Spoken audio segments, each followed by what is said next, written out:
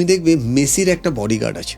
মাঠের মধ্যে থাকে, প্রচুর ভিডিও আছে, একটা ছোট্ট বাচ্চা বা কেউ দৌড়ে যাচ্ছে, সেই বডিগার্ড সেই স্লাইডিং ট্যাকেলের মতন তাকে গিয়ে আঁকড়ে ধরে। পরে হয়তো মেসি তার জার্সি খুলে দিচ্ছে, কিন্তু সে কতটা অ্যাটেন্টিভ যে মেসিকে যাতে কেউ না ছুতে পারে। হোয়াট আই মিন টু সে,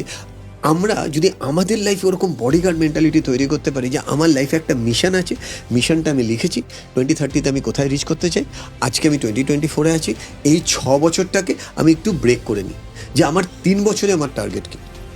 আমার 2 বছরে টার্গেট কী, আমার 1 বছরে টার্গেট কী, অ্যান্ড দেন 1 বছরটাকে 1 মাসে টার্গেট, 1 মাসটাকে 1 সপ্তাহে টার্গেট, 1 সপ্তাহটাকে 1 দিনে, এবং তারপরে সুপারসনিকভাবে ব্রেক করা, যেটাকে আমি কি বলি স্লাইস অ্যাপ্রোচ। স্লাইস অ্যাপ্রোচ মানে একদম ছোট ছোট টাইনি পিস, মানে আমার 1 মিনিটকে যদি আমি ফোকাস রাখতে পারি, দেন এইভাবে আমি 1 ঘন্টা, 1 ঘন্টাকে ফোকাস রাখতে পারি এইভাবে 1 দিন। মানে আমি যখন পড়তে বসছি আমি ডিসাইড করলাম এই 45 মিনিটস আমি সব কিছু থেকে ডিটাচ থাকবো, ভিজুয়ালাইজ করবো, 5 সেকেন্ড বক্স ব্রিদিং করবো, এবং আমি যেটা পড়ার সেটা পড়বো। হতেই পারে 45 মিনিটের জায়গায় 25 মিনিট পড়লাম, ব্রেন নিচ্ছে না, 30 সেকেন্ডের ব্রেক নেবো, মোবাইল হাত দিয়েও নয়, কিন্তু